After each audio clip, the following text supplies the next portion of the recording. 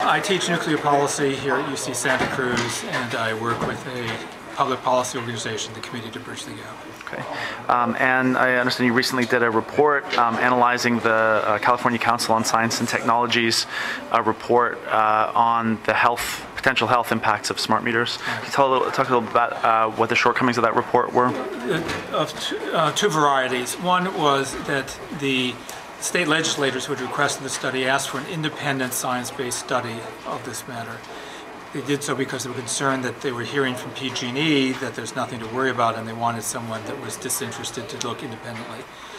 What troubled me is that instead of doing an independent review, CCST just reproduced claims that the Electric Power Research Institute had made, which in turn turned out to have been conducted by the same person at PG&E that had made the claims that were supposed to be independently reviewed. Richard Tell. Yeah. And then secondly, with substance, the EPRI report contained a table which was then taken by the California Council purporting to compare the RF radiation doses from a smart meter and a cell phone and a microwave oven. And the problem is that they compared apples and oranges. They looked at a whole body exposure from a smart meter and compared it to the dose to the ear from a cell phone, instead of looking at the whole body dose from the cell phone and comparing it to the whole body dose for the smart meter. And secondly, they assumed a 100% duty cycle for the smart meter and a 1% duty cycle for the cell phone. You're only using the cell phone part of an hour per day on average. But they didn't correct for that. So they didn't look at the cumulative exposure. 99% of the time the cell phone wasn't producing radiation, but they assumed that 100% of the time the smart meter would. I think the smart meter figure they'd exaggerated a little bit. I thought 50% would probably be a reasonable upper number. But in any case, when you correct for these two factors, the whole body and the cumulative part of it, rather than a cell phone being 100 times more exposure than a smart meter turns out to be roughly 100 times more cumulative exposure than the cell phone. That's a pretty different conclusion. Did you convey these inaccuracies to any members of the legislature? Yes, both to Assemblymember Huffman's office and to Assemblymember Monning's office.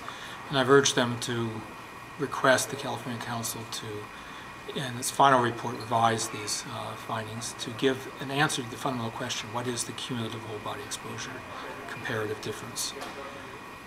In your opinion, just how dangerous or safe?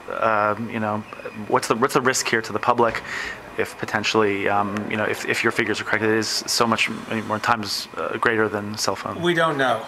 At the moment, it is uncertain what the health effect is from RF radiation. It could turn out to be significant. It could turn out to be insignificant. It's a large experiment on a very large population. A big chunk of that experiment is an involuntary one. If I use a cell phone, I choose to use a cell phone. If I live in a house, I don't choose to have a smart meter. And if tens of millions of people have smart meters placed on their homes, and if the radiation dose from that smart meter may be 100 times higher than a cell phone whole body exposure cumulative, then we may, decades from now, discover that we have produced a fair amount of cancers. We may discover we produced none.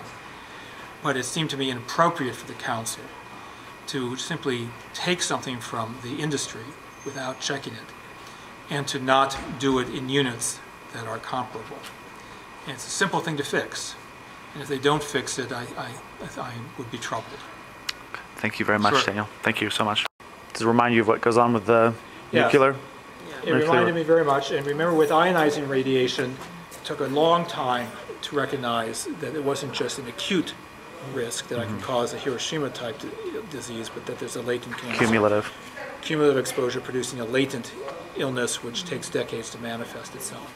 I think it's an interesting example of how our authorities and the Japanese authorities have tended to suffer from pressures to initially try to reassure people, to lowball the estimates of risk, to try to get people to not worry.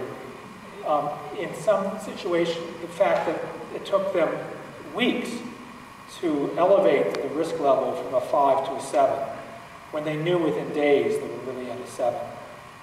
is part of this desire that we saw also with the BP problems in the Gulf. They were saying that 1,000 barrels a day of oil was being released, but wouldn't release the evidence on which that was based.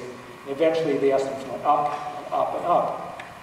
Partially for liability reasons, you want it to seem like you've released less oil or less radioactivity than you have, partially because you can't believe it yourself, partially to reassure people. But those tendencies end up causing more mistrust rather than greater trust.